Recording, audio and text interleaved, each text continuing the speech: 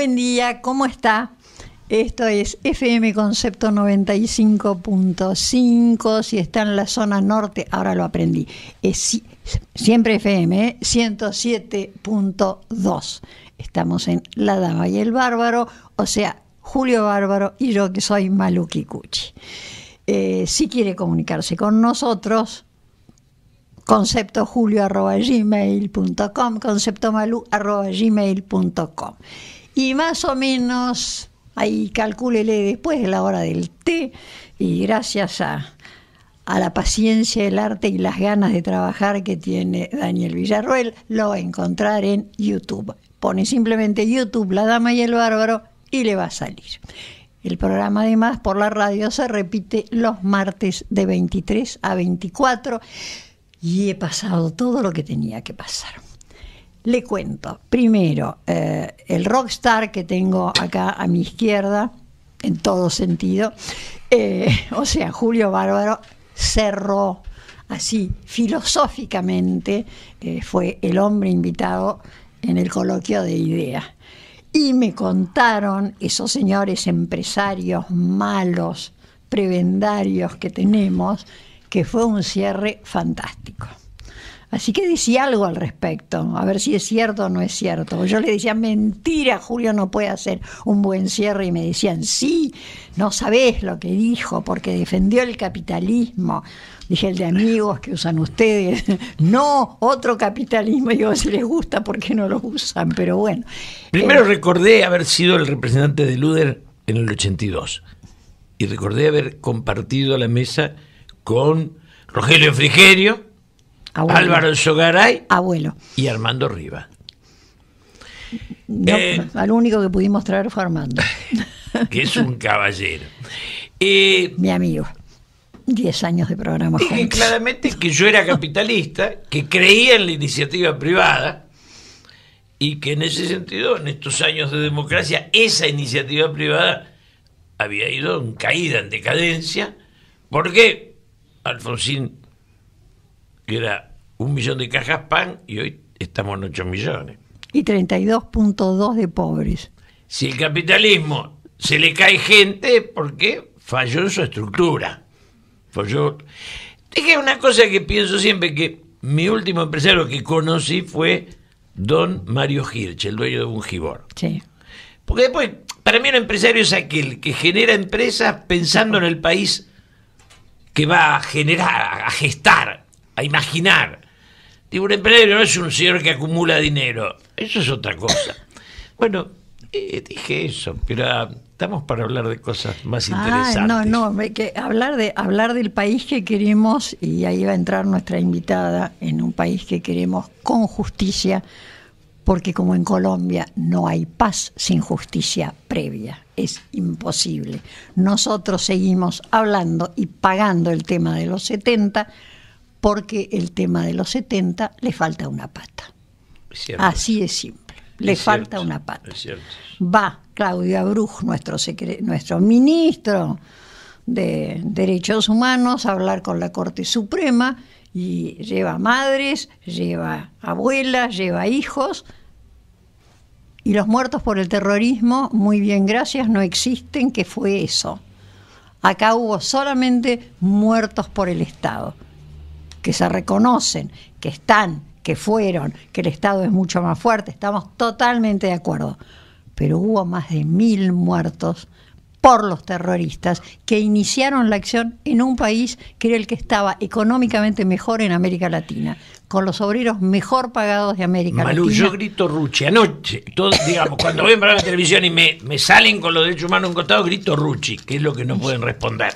Sí. Es mucho más amplio, es infinitamente más amplio, pero Rucci es como la piedra en el zapato de esta gente. Es que Rucci es cuando se vuelven violentos abiertamente, es el momento. Recuerdo un artículo que escribiste en Clarín, años a comienzos, bastante comienzos del kirchnerismo, que yo te llamé por teléfono y me dijiste, o me echan o me bancan, pero yo, que era algo como, a mí no me la van a contar, una cosa así se llamaba, si mal no recuerdo, y era sobre la muerte de Rucci. Llegó el momento de presentar a la invitada, que además es linda, abogada, habla por las víctimas del terrorismo. Los otros muertos. En el último programa lo tuvimos a Carlos Manfroni. Entre los dos escribieron el libro. Victoria Villarroel, abogada ella, doctora. En serio, en serio, se recibió, se le ve ahí el documento que lo acredita, su diploma. Porque alguien que no se recibió, eso querés insinuar. No lo insinúo. A mí que me muestren el diploma de Cristina, punto. Una vez que me lo muestren, se acabó el problema. Victoria escribió además un libro que es casi un manual de escuela fantástico, porque uno lo puede agarrar en la página que quiera, está lleno de fotos, de partes de diarios, explicado bien que serán los maravillosos muchachos idealistas, que por supuesto como mi biblioteca es un desastre nacional, no lo encontré. Victoria Villarroel, ¿cómo estás? ¿Qué tal, Malú? Hola, Sergio. Gracias por invitarme. Por favor, señora, un placer. Voy a poner el libro a ver si la gente va y lo compra mucho, porque ¿quién defiende a las víctimas? Bueno, las víctimas del terrorismo en este país son un tema inconveniente. Son un tema que, en cierta manera, le quita la coherencia que ha tenido el relato a lo largo de 33 años de democracia. Son definitivamente las personas que han sido eliminadas de la historia para garantizar la impunidad de un sector. El libro Los Otros Muertos nos demandó 5 años de larga investigación de un equipo de personas que trabajamos no solo para relevar las historias que el libro incluye, sino que en la segunda parte del libro lo que hay de novedoso en esta obra es la lista de personas que fueron asesinadas, secuestradas y heridas. Los Otros Muertos es el nunca más de las víctimas del terrorismo. Que cuando te tiran como si López Rega fuera el único que tuvo otros muertos, ¿no? Más de López Rega no hubo nada. Exacto.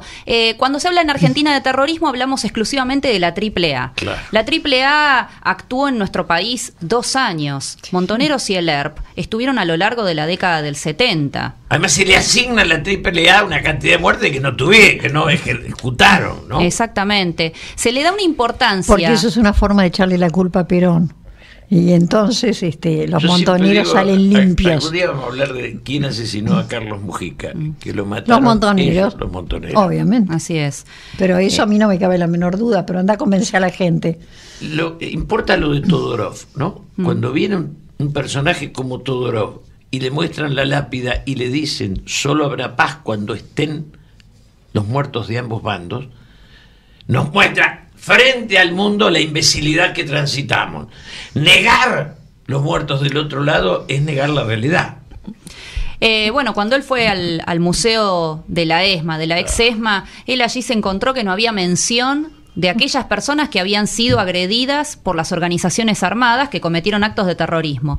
Y no estamos hablando de 2 o 3 personas, no estamos hablando de organizaciones integradas por jóvenes que tiraban bombas Molotov, estamos hablando de verdaderos ejércitos irregulares que atacaron a la población, que atacaron a los civiles y a los no combatientes, es decir, a los uniformados que estaban en situación de descanso, que estaban en la intimidad de sus hogares, porque el libro lo que enuncia y las víctimas que incluye son aquellas que para el derecho internacional son víctimas del terrorismo, que son las integrantes de la población civil y todos aquellos uniformados que estaban en situación de descanso, desarmados, es decir, que no estaban combatiendo.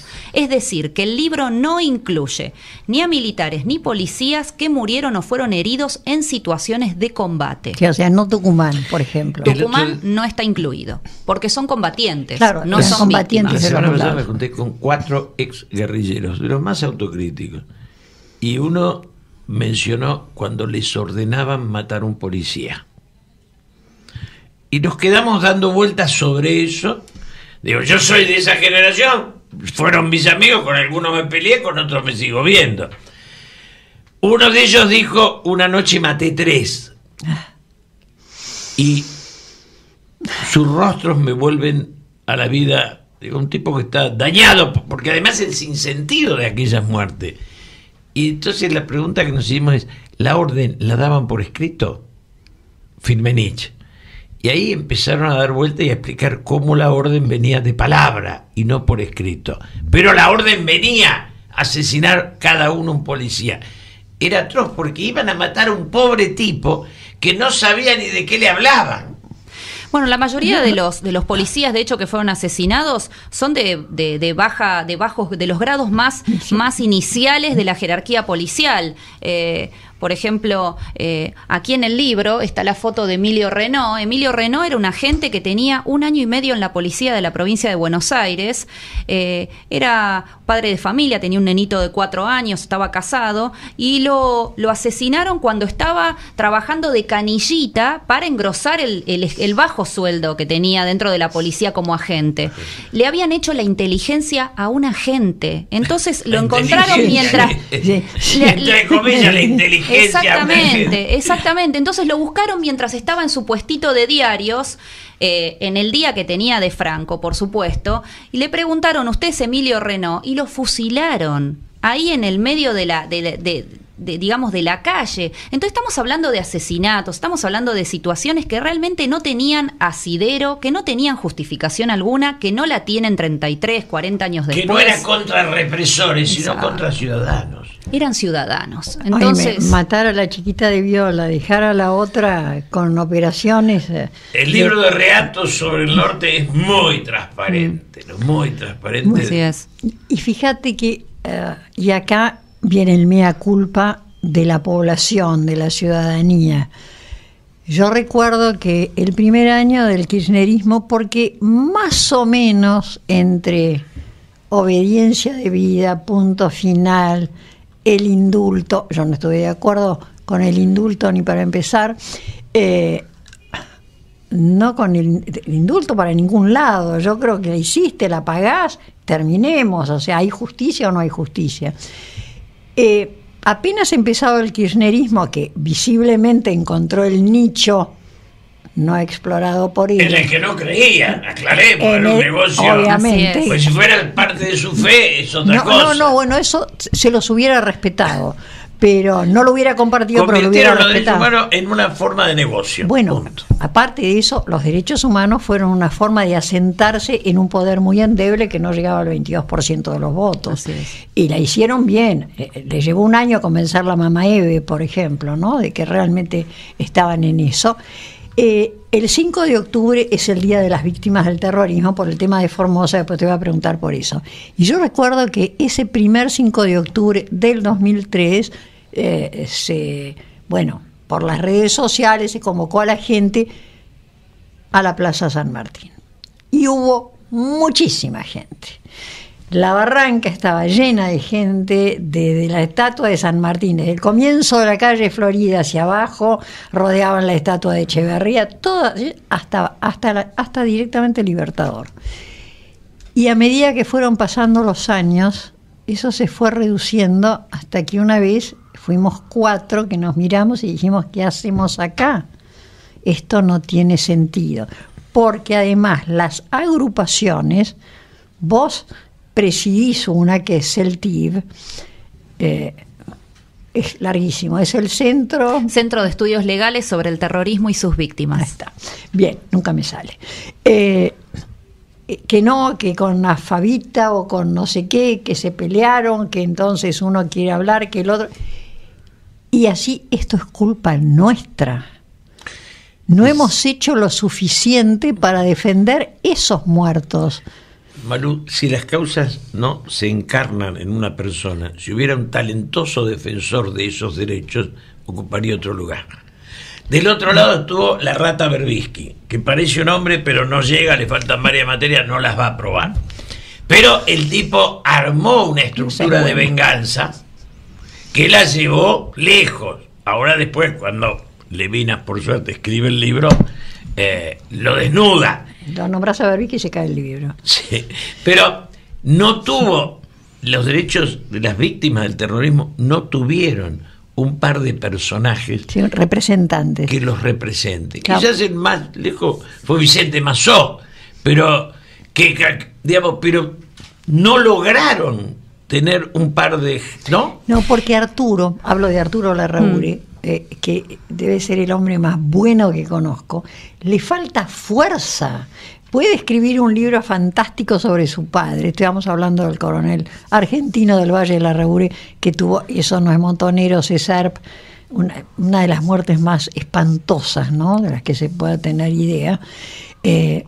Y yo le decía, Arturo, acá va a ser muy difícil, porque eso era comienzos del kirchnerismo, cuando sacó el libro, tenemos que conseguir que algún periodista del exterior, más que americano, porque yo pensé enseguida en Anastasia O'Grady, ¿no?, que escribió sobre nosotros igual. Sí. Una francesa, un francés, que nosotros miramos a Francia y decimos, Francia, qué bueno, maravilla. lo de Todorov fue muy fuerte para ellos. Fue como un golpe en la nuca, Tal ¿no? cual. Ahí, frente a los derechos humanos de la humanidad, quedaban como lo que eran, unos chantas. Ellos le presentaron su museo creyendo que el otro los iba a admirar, y el otro les mostró la miseria y la falta de magnanimidad Los desnudó que en el había. acto. Tal cual. Pero después de eso, y ya dejo el kirchnerismo atrás, vengo a este gobierno, que voté, aclaro, viene Obama y se me van al Parque de la Memoria a tirar las rosas en el río, que me parece fantástico. Pero Obama debía haber preguntado, ¿y los otros muertos? No lo preguntó. Y Macri no le dijo, también hubo otros muertos. Eso todavía lo tengo acá, atragantado. Mira, la historia de las víctimas del terrorismo desde el advenimiento de la democracia ha sido muy compleja por diversos factores. Como todos sabemos, a principios de la década de los 80 se crea una asociación que en ese momento actuó por las víctimas del terrorismo, que era FAMUS, Familiares y Amigos de Muertos por la Subversión. Era una asociación que integraban mayoritariamente familias relacionadas con los militares asesinados, y realizó actividades como misas, editaban una revista que era muy buena y que contaba los atentados, etcétera. Cuando vienen ya los 90 y se firman las leyes de obediencia debida, punto final, y los indultos, esta asociación dejó de funcionar, y a partir de allí vino un periodo largo de años, de aproximadamente más de 10 años, donde no hubo nadie que reclamara por las víctimas. Y quiero decir algo, cuando se... ¿Esos 10 años cuáles serían? Eso era la década del 90 hasta el advenimiento del kirchnerismo. Eso es Menem. Exacto. A partir de ese momento, ¿qué sucedió? Estaban las leyes de obediencia debida, punto final, no había más juicios salvo los juicios a la verdad. Bueno, nadie actuaba reclamando por las víctimas. Yo, por cuestiones generacionales, en ese momento era un adolescente, con lo cual no podía llevar adelante esta causa, pero lo que yo me daba cuenta en ese momento ya, porque CELTIV es un proyecto que en mí fue de muy larga data, me daba cuenta que las víctimas igual no estaban reconocidas, porque durante el gobierno de Menem se promulgó una ley por la cual se reparó a aquellos que habían sido víctimas de abusos del Estado, y sin embargo no se reparó a las víctimas del terrorismo, es decir, se las ignoró completamente. Incluidos los soldados. Por supuesto, incluidos todos los que habían sido víctimas. Por eso Formosa el 5 de octubre, ¿no? Todos. El Día de los Muertos del terrorismo. Con lo cual, allí el reclamo de las víctimas quedó totalmente silenciado. A partir del 2003, viene el matrimonio Kirchner y levanta este tema y lo reabre nuevamente, y comienzan los juicios y demás. En ese momento yo me recibo de abogada en el 2003, y a partir de ese momento empecé a pensar cómo llevar adelante el reclamo de las víctimas sin cometer los mismos errores que se habían cometido anteriormente, que era relacionar a las víctimas con la situación que tienen aquellos que están detenidos por causas de lesa humanidad. Son dos causas distintas. Una cosa es la víctima del terrorismo, que reclama por sus derechos a la verdad, a la reparación y a la justicia, y otra cosa es la situación de aquellos que están detenidos por lesa humanidad, que en este momento están siendo juzgados desde hace ya 12 años en condiciones sumamente violatorias, porque como abogada no puedo ignorarlo, pero que tienen otro tipo de reclamo, el reclamo de, que sus derechos sean respetados en juicio, que sus garantías constitucionales sean respetadas, etcétera, que por supuesto, en el caso de los que son inocentes, que se compruebe su inocencia, porque para la mayoría de la sociedad, o para un sector importante de la sociedad, lamentablemente son culpables antes de ser condenados. Porque tienen uniforme. Exacto. Entonces, porque tienen uniforme, hasta los bomberos voluntarios de Lanús Oeste deben saber. Entonces esta situación ha como hecho mucho ruido en la causa de las víctimas. Las víctimas del terrorismo son las víctimas, son aquellas que han sido agredidas por los terroristas de diversas maneras, algunas secuestradas, otras asesinadas, otras estuvieron en aviones que fueron secuestrados en vuelo, con lo traumático que es estar en un avión en vuelo mientras está siendo secuestrado, otras sufrieron la voladura de sus casas, etcétera. Pero sus derechos, su enfoque, su historia no está atada a otras cuestiones. No son ellas responsables de lo que ocurrió cuando el Estado luego fue un gobierno de facto y tomó determinadas medidas. La víctima no es responsable de eso. Y eso es lo que hemos puntualizado, y por esa razón los actos del 5 de octubre nosotros nunca los hemos organizado. Por esa razón nosotros hemos pedido siempre: preservemos por favor a la víctima, porque no existe asociarla a otros temas. No la pueden mezclar a la víctima con el represor, que este es el grave tema de fondo. La mayoría de esas víctimas no tenían nada que ver con el represor. Ahora, ellos lograron, con la teoría de los dos demonios, que es un bolazo maravilloso, porque cuando vos la rascás un poquito de teoría no tiene nada. Bueno, fue una idea de Sábato.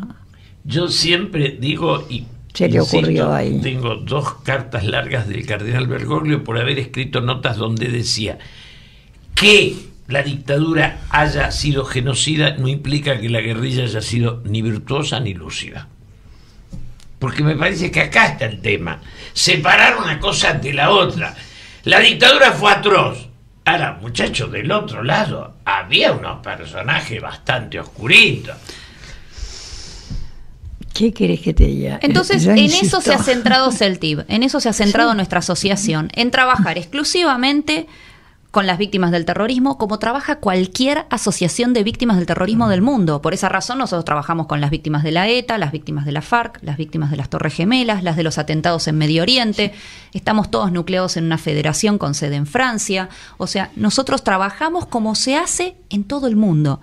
Y bueno, y eso ha producido libros como este, como lo llaman Jóvenes Idealistas, como el que mostró también Carlos Manfroni, que se titula El terrorismo como crimen de lesa humanidad, con artículos que escribió con Emilio Cárdenas y Javier Vigo Leguizamón. O sea, la ONG se ha preocupado siempre por trabajar con mucho respeto por todas aquellas personas que han sido las grandes olvidadas de la historia, las únicas que no han percibido absolutamente ningún beneficio, pero no estoy hablando solamente de beneficios pecuniarios, estoy hablando de que no tienen ni un lugar en los libros de historia, en los libros escolares, que no tienen un lugar en los museos de la memoria. Son desconocidas. Que son desaparecidas de la memoria. Sí. Por aquellos que fueron desaparecidos o por sus familiares. Entonces, es algo, por lo menos para mí, sumamente perverso.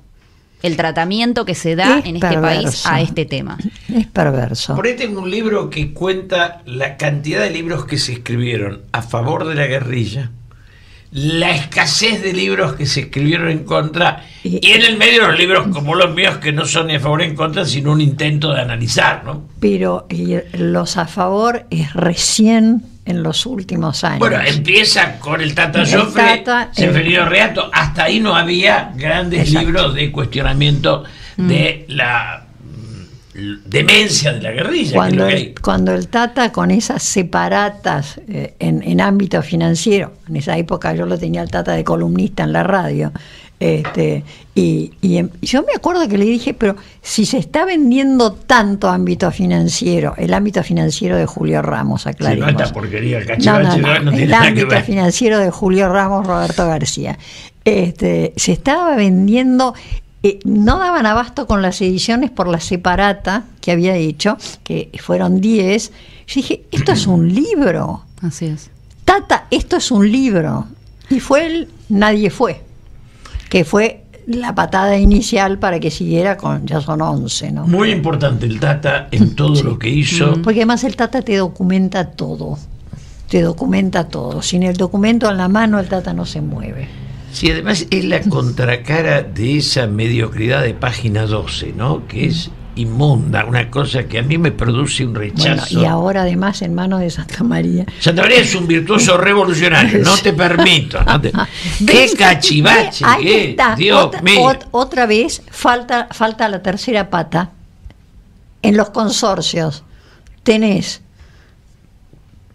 los encargados, o sea, Santa Marina, y el Estado. Y los dueños de los departamentos no Eso no tienen está. ni mu. Los que tenemos que pagar los aumentos, etcétera. Pero no que estamos. Víctor Santamaría sea el dueño de Página 12 es maravilloso, porque el sindicato de porteros se lo dieron al padre, a Pepe Santamaría, se lo dieron los militares, no es se lo dieron a la hereditario. Revolución Socialista. Es hereditario. El Pepe Santamaría era asesor del bloque sindical en el 73-74 y se lo dan, obviamente, porque el portero es informante. ¿De Sí, qué sí. cuerno hablamos? Sí, sí. De la Revolución Socialista de los botones. Es maravilloso. Bueno, vos te das cuenta que Discépolo era un inocente. Un naif. esto que estamos diciendo es como para que pierda el otro riñón la nata.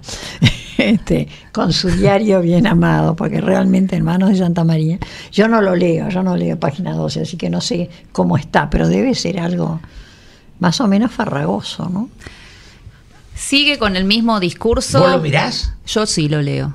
Yo sí lo leo. Hay que Tiene ser, una capacidad de asimilación. hay que ser joven para eso. Tener los odios bien amansados. Yo los quiero matar. No, yo creo que Me sublevan. No, yo lo leo y leo mucho lo que escriben todos los sectores que reivindican a la violencia de los 70, al terrorismo, a las organizaciones armadas, Todos etcétera. botones son, porque los revolucionarios murieron, los que quedaron son todos alcahuetes, si no, no hubieran sobrevivido. Ahora, ¿qué era la revolución socialista en un país donde se vivía tanto mejor que hoy? ¿Qué era la revolución? ¿Para qué era? Pues yo entiendo la revolución socialista en la Rusia de los zares. Hay cosas que entiendo, o sea, mi microcerebro hay cosas que entiende. Pero la revolución socialista en la Argentina de los 70, un disparate. Bueno, la pauta está dada que en el Monte Tucumano la gente que vivía en aquellas poblaciones más bien rurales no apoyó No. al ejército revolucionario Perdón. del pueblo, al Y en- contrario, los delataban. ¿Y en Bolivia? El Che. Bueno, por supuesto. Bueno, O sea, Bolivia los es el bolivianos caso. esperaban su Por Evo supuesto. Morales. Tal No cual. los iba a redimir un argentino. Que les quería enseñar a hablar francés. Que les quería enseñar Un a hablar argentino francés. elegante de la clase alta. Pero bueno, esa historia es triste porque el planteo de las otras víctimas, los Berbisky, toda esta botonería lo dejó como pegado al represor. Y entonces, claro, si vos tenés represor y reprimido, la causa, ¿no? Está siempre a favor de la... Que es mentira, está mal planteada. Pero impusieron ese planteo. Hicimos Recién todo. ahora empieza a salir eso a la luz. Hicimos todo mal, pero mientras no haya justicia para todas las víctimas, para todas, no va a haber paz. Y sin paz, ¿cómo construís un país? Es que la democracia no se puede cimentar sobre la impunidad, y no se puede cimentar sobre la impunidad de ciertos crímenes tan graves como por ejemplo lo que ocurrió el 5 de octubre del 75, donde Montoneros se da a conocer como el ejército montonero. Bueno, ya va con uniformes y todo Exacto, lo y demás. ataca no solamente al Regimiento 29, sino que ataca directamente a toda la ciudad de Formosa, porque tomaron el avión en vuelo de aerolíneas, tomaron el aeropuerto del Pucú en Formosa, luego diferentes partes de la ciudad yendo hacia el regimiento que también estaban cooptadas por los terroristas. Definitivamente estábamos en democracia, además. ¿Cuál era la razón de esa demostración de fuerza si no era definitivamente buscar la búsqueda del poder, o sea, alcanzar el poder? El O sea, asesinato pelearon por de eso. Rucci es el gesto clave Claro. de la demencia de esta gente. Y me están pidiendo un corte desesperadamente. Usted sabe que nuestros cortes son más que cortos. Ya volvemos.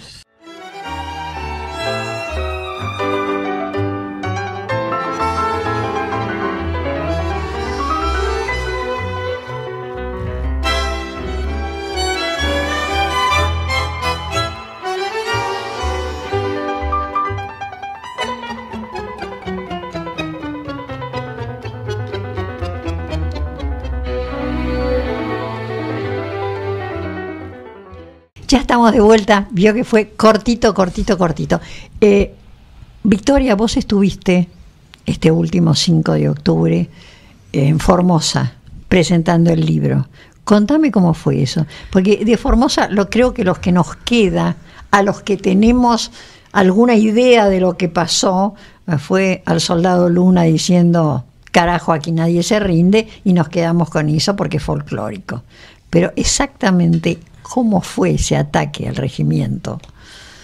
Bueno, el ataque al regimiento comenzó en realidad con el secuestro del avión en vuelo de Aerolíneas que iba hacia Formosa, con todo el pasaje dentro, ¡Qué amor! que fueron secuestrados durante las horas de vuelo. Luego ya estaba tomado también el aeropuerto, el Pucú, donde toda la gente que estaba esperando a sus familiares estaba también de rehén. Asimismo, ya tenían dispuestas diferentes células que se dirigieron hacia el Regimiento 29. Tengamos presente que el 5 de octubre del 75 era un domingo, es decir, era un día donde en un regimiento y en cualquier lugar se descansa, donde nadie está preparado para una agresión tan artera luego del mediodía, donde la gente ya además duerme la siesta. En Formosa se duerme religiosamente la siesta. Calorón. Exacto, entonces era un día en el que nadie esperaba semejante agresión. Bueno, comenzaron los tiroteos, allí mueren 10 conscriptos. En el aeropuerto, cerca del aeropuerto, muere un policía de 28 años, argentino alegre, que trató de dar el aviso de que estaba el aeropuerto tomado, y bueno, es herido y finalmente muere cerca del aeropuerto. Y también en el regimiento muere un suboficial de 31 años, padre de familia, que vivía enfrente del regimiento y viendo que pasaba algo se acerca y lo matan por la espalda, lo acribillan. Y un teniente de 21 años que se llamaba Mazzaferro, que mirá lo que son las paradojas de la vida. El papá de Mazzaferro era militar. Era un militar que había sido peronista, era un militar de Perón. Entonces el ejército en su momento lo retiró cuando vino la Revolución Libertadora. Entonces este era un digno hijo de un peronista que había luego hecho la carrera militar y a los cuales aquellos que hablaban de Perón lo terminaron asesinando con 21 años.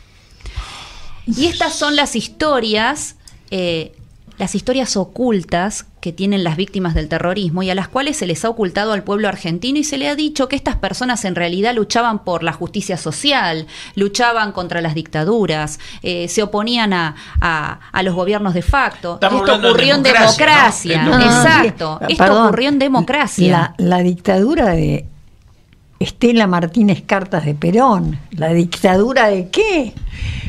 Pues fíjate que hay una modificación del código para reprimir y ahí es donde Kunkel va a discutir con Perón esta modificación.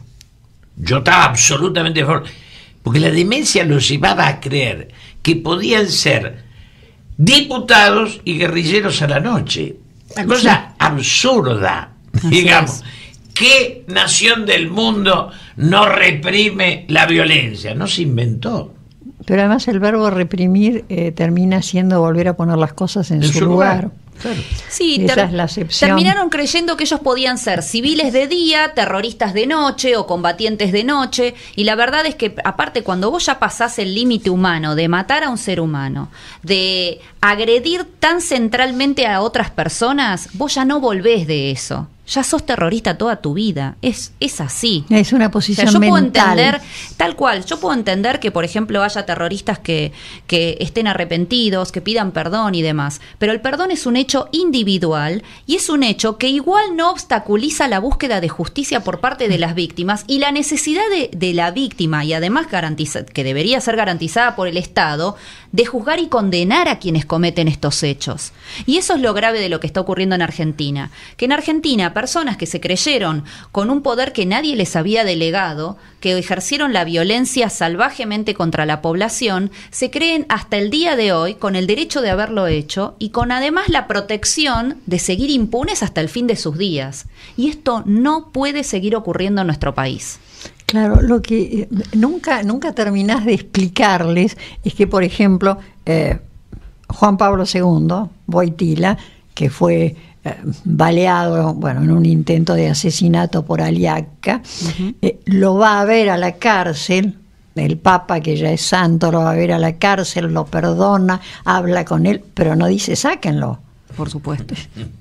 Lo deja, termine de cumplir sus 25 años de cárcel con todas mis bendiciones, el otro termina convirtiéndose, etcétera, en la cárcel. Cumplió los 25 años, se fue a Turquía de vuelta. Es que la mayoría de las víctimas perdonan porque en la mayoría de los casos las víctimas no han tenido ni ánimo de venganza, por supuesto ninguna ejerció algún tipo de retaliación contra sus agresores, pero no puede quedar impune esto. Como sociedad estamos en un país donde personas que asesinaron, secuestraron, pusieron bombas, coparon pueblos, secuestraron aviones en vuelo, hoy siguen impunes, caminan entre nosotros, pontifican sobre los derechos humanos nacionales. Exacto, pontifican sobre los derechos humanos, sí, y hacen que toda la moral de este país pase por su tamiz. ¿Cómo puede ser que la moral de nuestro país, la historia de nuestro país pase por las manos de gente que está ensangrentada? Yo sigo insistiendo, la culpa es de la ciudadanía, lo hemos permitido. Si no lo hubiéramos permitido... No hubo liderazgos en contra, hubo muy poca... Y faltó coraje, y faltó el coraje de plantarse delante de un micrófono y defender una posición, plantarse en una televisión y defender... Se asimiló la víctima con el represor, insisto en esto, hay que separar esos dos temas, bueno, no tiene nada que ver. Esa es la especialidad de Victoria. Bueno, nosotros con Carlos Manfroni, con la asociación, la cual también es vicepresidente Arturo Larrabure, que integran también muchísima cantidad de víctimas. Vigo Leguizamón ha hecho un gran trabajo. Exacto. Esto quiero como aclararlo. En nuestro espíritu no hay espíritu ni de venganza ni de ningún tipo de revancha, pero sí queremos justicia y no vamos a dejar de pedir justicia. Porque no puede ser que vivamos en un país donde yo me cruce con Berbisky por la calle, como me ocurre frecuentemente, por desgracia. Qué suerte por desgracia. Qué suerte. En los últimos meses lo he visto 3 veces. O sea que yo les digo en televisión, en radio, el botón, ¿no? Porque Troilo fue el bandoneón de Buenos Aires y Berbisky el botón de Buenos Aires. Son cosas distintas, ¿no? Sí, el bandoneón suena mejor. Mucho mejor. Pero realmente yo insisto que si cada uno de nosotros hubiera tenido el coraje de plantarse, de aguantarse que pusieran apologista del genocidio en página 12, amiga apologista del genocidio, ¿a quién? Según Berbisky. Si página 12 no te nombran, no. Yo los puteo todo el día y me nombran poco. Digo, las ¿quién pocas los lee? Habría que ver pocas veces que me han nombrado son amables. Ahora parece que Víctor Santavería no quiere gastar más guita, viste que tienen un problema de plata. Si no les paga, llevan como 2 meses sin cobrar una cosa así. Pero los revolucionarios con la que se robaron podían vivir el resto de sus días sin pedir nada. Bueno, y la que roba el sindicato no te cuento. Y la que roba el sindicato. O sea, que es como mucha plata. Pero ¿para qué se habrá quedado con página este muchacho? Ustedes son periodistas. Quien tiene el micrófono tiene mucho poder en este país. Pero eso no es un micrófono. Y bueno. Eso no lo escucha pero nadie. yo creo que no venden ni 3.000 ejemplares. Ellos dicen que sacan 12.000. De verdad deben de sacar 6.000, de los cuales regalan 3.000 y con suerte venderán 3.000. Ese es el cálculo, porque además los diarios de papel ya no se venden, se leen en la computadora. Sí, exacto. Le pasa a Clarín, le pasa a La Nación, que son diarios en serio, con sus diferencias, por supuesto. Pero se leen en la computadora. Se leen en la computadora. Yo tengo un problema personal. Por mi edad recibo diario a patada y me cuesta tirarlos, porque es un laburo juntarlos, atarlos y tirar. O sea que la pila tiene 3 metros y ya me han dicho la señora que limpia en casa, señor, ¿por qué no suspende esto? Porque además termino leyendo las noticias por internet. Y sí, bueno, a mí me encanta tocar el papel y a mí no me dan los ojos. A mí no me dan los ojos, por supuesto, pero me da para leer el título grande. Y después voy y me meto directamente en la computadora. Pero hay gente que tiene, por ejemplo, la prensa. La prensa es de Aldre Iglesias, ¿no? Sí. Y se lo dio a Lauro Laíño, más que respetable y buen periodista, hijo de su padre, ¿no? De Félix. Y cuando Lauro le dijo, ¿qué hacemos con el diario? Y le dijo, nada, manténgalo ahí. O sea, durante el kirchnerismo navegó, no criticó, es decir, adentro había un poco de crítica, pero y ahora está un poco antimacrista, tampoco decididamente, ¿no? Es un diario de 2 aguas. ¿Esto para qué lo tenés? Y por si acaso un día lo necesito. ¿Pero cuánto tira la prensa? Y debe ser lo mismo que dicen que 12.000, serán 6.000, regalan. Pero debe dar mucha pérdida. No sé, no? a mí me lo regalan. Yo igual quiero rescatar algo de la prensa. Es el único diario que publica qué pasaba en el país 40 años atrás. El único. Bueno, con lo cual recuerdan los atentados terroristas. Eso es Lauro, que finalmente consiguió poner la página de las fotos de la historia adentro del diario. Entonces todos los días tenés una página donde están las fotos de lo que pasaba hace tantos años, fotos de diarios, ¿no? Y eso es, pero lo que le debe haber costado conseguir eso. Yo escribí un libro, La Vuelta del General, donde tomaba los títulos de los diarios y recordaba yo cada uno de los atentados a partir de esos títulos. Sí. ¿Por qué tienen que ver con mi historia, con mi vida? Yo tuve mucho tiempo en Trelew, no un día. Digo, los conocí naranjos a todos, debatí con ellos, fui al velatorio de Fernández Palmeiro, me hice cargo de velar a los muertos de Trelew. Digo, conocí esos personajes y eran gente con una voluntad de suicidio brutal. Bueno, pero y eran un ejército, o sea, tenían una formación piramidal, sacada a la cabeza, Santucho, eso se te desarma, mientras que como montoneros eran compartimientos estancos, es decir, montoneros es lo que es Al Qaeda, ¿no? Una red de redes, es decir, los tenías igual mucho los más serbios difícil. Eran más íntegros, Todavía. Los montos había de todo un poco. Igual si es por la ficción al suicidio, los montoneros tenían la famosa pastillita de cianuro, con la cual hasta el día de hoy, y está bueno también que lo pongamos sobre la mesa, hasta el día de hoy ninguno de los dirigentes de montoneros ha respondido por las órdenes que les dieron a sus combatientes de suicidarse. Y hoy hay gente que está siendo juzgada por lesa humanidad por la orden que dio Firmenich y compañía de suicidarse. Entonces, y esas personas figuran en los en el Parque de la Memoria y figuran como grandes héroes, personas que tomaron la decisión de suicidarse porque se los ordenó su superior. Iban con la pastillita que debía ser atroz, porque no sé, bueno, eso es el sistema alemán.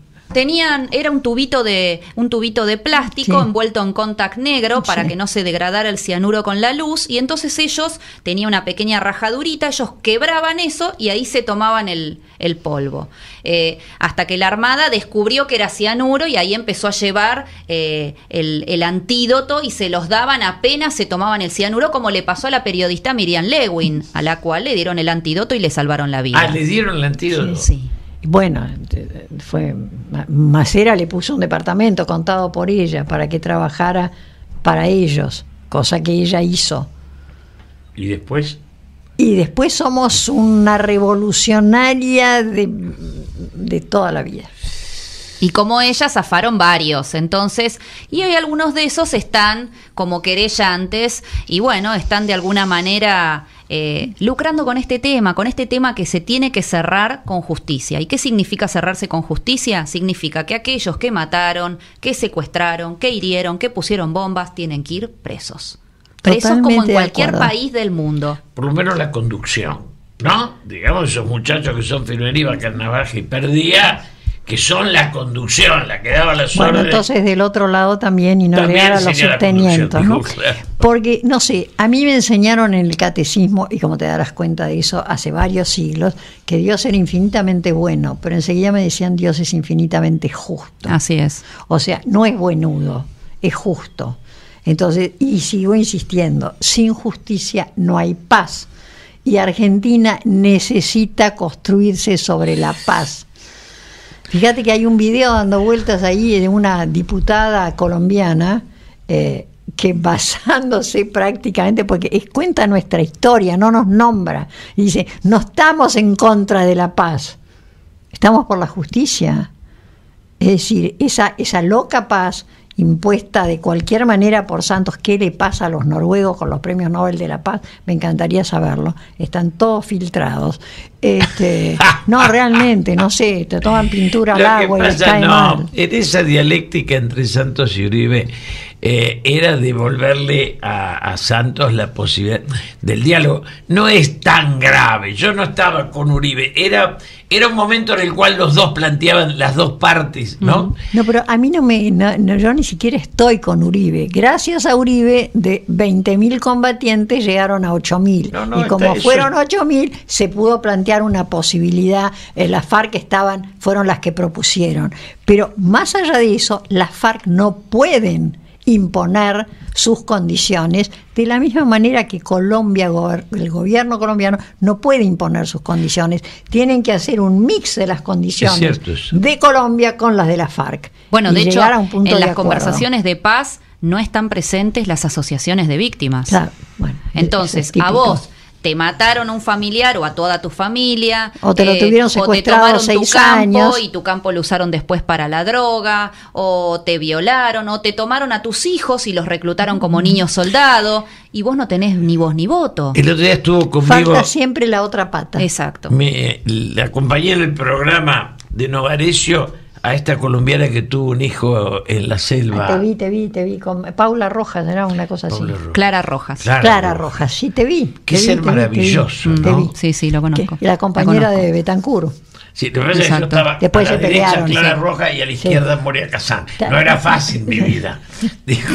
Bueno, salvo que te sumergieras en Moria Kazán. Era la Biblia y el calefón, eso. Los dos extremos de la humanidad. Tal cual. Argentina. Tal cual. Es muy inteligente Moria Kazán. Pero brillante. Sí. No, lo digo desde el punto de vista distinto. O sea, ha hecho de la nada un personaje muy inteligente, muy sutil, me encantó el día que dijo la Argentina es un país de cabotaje. Porque de acá a dónde vas, a los pingüinos. Es un país de cabotaje, pensalo. Pero además de ser un país de cabotaje, algo que geográficamente no podemos cambiar, sí podemos cambiar ser un país injusto a ser un país justo. Ahora, el tema que ustedes plantean y que yo coincido, necesita uno o dos líderes portadores de esa palabra. Que era lo que yo quería, un periodista francés que tomara el tema de la Rabure como Ana, como Frank, ¿viste? Entonces, después de todo, ¿qué le pasó? La chiquita escribió algunas cosas, un diario cuando tenía 13 años, después por supuesto fue un campo de concentración. Pero el mundo entero sabe quién es, porque hubo periodistas que lo llevaron. Pero tenés que encontrarlos afuera, porque los de acá no se reconocen. No, se puede generar, puede aparecer un joven que formule esto que vos decís y lo expanda y lo plantee como una superación de esta mirada perversa de los Kirchner, que nunca firmaron un habeas corpus, tal cual. Nunca tuvieron exilio, se las llevaron todas y un día dijeron, cuando le gritaron ladrones, dijeron no, revolucionarios, sacaron la patente, se la compraron la madre, agarraron los derechos humanos y lo usaron de cobertura para el saqueo. Esto es lo que hicieron. Exactamente. Usaron los derechos humanos para violar los derechos humanos, y una de las violaciones de derechos humanos se engendra con la corrupción, así que imagínate que a partir de ahí hicieron lo que quisieron. Impusieron una mirada que ya, por lo menos en los 90, bien o mal, desde mi punto de vista mal, porque el indulto estaba más calma, más tranquila. Totalmente, era como que se estaba cicatrizando la herida de los 70 y estos vinieron y rascaron así para abrirla. Reabrieron algo que estaba mal cerrado y que hoy tenemos la obligación de cerrarlo bien, porque si no vamos a seguir hablando de esto dentro de 30, 40 o 50 años. Entonces empecemos por cambiar el ministro que tenemos de Derechos Humanos, que tiene una sola mirada. Sí, ¿no? Firmo, para hacerse el distraído, firmo. Pero hay un tema, yo discuto en la televisión a los gritos con los que dicen que Cristina no te puedo creer. es peronista. Y una de las cosas que no pueden responder es el último Perón vino a pacificar y el abrazo, y los Kirchner vinieron al odio. Eso es la fractura. Eso implica el cuestionamiento. Y ahí se hacen todos los distraídos, porque ellos creen con Ernesto Laclau que el odio es el motor de la historia. Y bueno, Carl Schmitt. Bueno, pero aparte también existe el mito de que, los montoneros eran peronistas, y la realidad es que murieron muchos militantes peronistas asesinados por las organizaciones armadas, Claro. como por ejemplo Miguel Ángel Castrofini, que fue asesinado en marzo del 74, o sea, en democracia, por el ERP 22. Y esos crímenes también siguen impunes, y esos crímenes el mismo acordás de- peronismo histórico no los ha reclamado, con lo cual No, es una claro. cosa que... Me invitaron a hablar a la CGT, el Diario de Derechos Humanos, hace poco, y hablaba Smith, y en un momento, cuando me tocó a mí, dije, muchachos, nuestros derechos humanos se diferencian de los Kirchner por Rucci.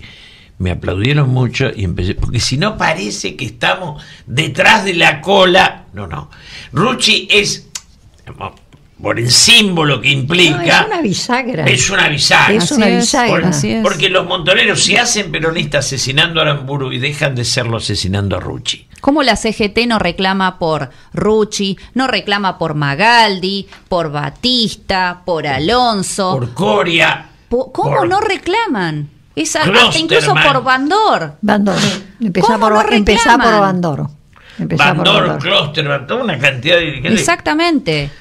Eh, Pero bueno, un poco en síntesis, si querés, este libro desmistifica algunos de los mitos que a lo largo de estos años nos han dicho. Por ejemplo, que Montoneros y el ERP luchaban contra la dictadura. Eso no es verdad. La mayor cantidad de víctimas ocurrieron en democracia, donde estaba la vigencia de gobiernos votados por el pueblo: Cámpora, Lastiri, Perón y Martínez de Perón. Y en esos 4 gobiernos los terroristas asesinaron a la mayor cantidad de gente, pusieron la mayor cantidad de bombas, secuestraron, hirieron. Pero es que fueron guerrilleros, yo insisto con eso, y la palabra guerrilla tiene una connotación romántica, en particular en la Argentina por Güemes, y siempre tiene una razón de ser. La razón de ser, el partido mayoritario prohibido, esa especie de locura del 55 incomprensible, y pasan a ser terroristas a partir del 11 de marzo del 73, Claro, en claro. que no solamente el Partido Justicialista es aceptado, sino que es mayoritariamente votado, ni hablar cuando lo votan a Perón, que lo votan con el 62%, solamente creo que por décimas Irigoyen le ganó. Es una cosa totalmente loca. Querían que volviera Perón, querían que se pudiera, que el Partido Justicialista pudiera ser votado. Todo eso se consiguió. Perón está en el poder y empezamos a matar gente alegremente. Lo de Firmenich, ¿no? El personaje de Firmenich es lo nefasto, porque Perón gana las elecciones con Isabel, estábamos en contra de Isabel bastante, pero no importa, y ellos matan a Rucci para demostrar que el poder seguía en manos de Sí, ellos. Así es. Bueno, si no, no hubiéramos tenido 6. Le ¿no? pulsearon. Sí, no, yo creo que la idea fue, usemos al viejo, porque el viejo trae Sí, por apoyo. supuesto. Y después lo manejamos, total está viejo. Manejarlo a Perón era una imposibilidad absoluta, ¿no? Como hacer de la noche día o al revés. Cometieron el error de minimizarlo a Perón. A Perón no se lo puede minimizar. 42 años después de su muerte estamos hablando de él, Sí. o sea que... Aclaremos. Y Firmenich y compañía están en el olvido, si querés, de la sociedad. No existe. No No, existen. bueno. Sin embargo, estas personas Ningún creyeron que chico- podían llegar al poder por sobre Ningún él. chico universitario hoy sabe quién es Firmenich, quién es Perdía, quién es Vaca Narvaja, pero todos saben quién es Perón. Ujú. Anoche escuché una ridícula discusión entre Fernando Iglesias y Abal Medina en el programa de Joaquín Morales Solá, donde en un momento dado todo lo que decía Fernando Iglesias, casi todo, yo estaba de acuerdo. Pero llegó un momento en que no hago las aclaraciones. Yo no soy peronista, no fui peronista, no seré peronista, no soy antiperonista. En un momento dado, Abal Medina dijo, bueno, después de 71 años estamos hablando de Perón. Esa es la verdad. Yo No me llevo estamos muy bien. hablando de Alvear, no estamos hablando de Justo, estamos hablando de Perón. Me llevo muy bien con Fernando Iglesias, me divierto mucho con él. Lo sé, los tuve en el CARI a los dos el año pasado. Me divertí mucho, sobre todo cuando le dijiste algo que creo. ¿Y ustedes qué hicieron en estos 70 años Claro, para generar una alternativa posible? Pero ¿no? es un buen tipo. Muy buen tipo. A ese programa me habían invitado y me negué a ir porque, qué sé yo, terminé discutiendo en otro lado, pero bueno. Bueno, Abel Medina hizo lo que pudo, que no fue mucho, pero, y que no es tonto, conste, pero tampoco es fácil, ¿no? Porque a Fernando hay que ponerle a alguien como Julio adelante. Bueno, yo termino vendiendo el libro como siempre, por supuesto. Me voy a poner los lentes porque no veo nada, me espanto. Los otros muertos, esto es Carlos Manfroni y Victoria Villarroel. ¿Qué es la E? Eugenia.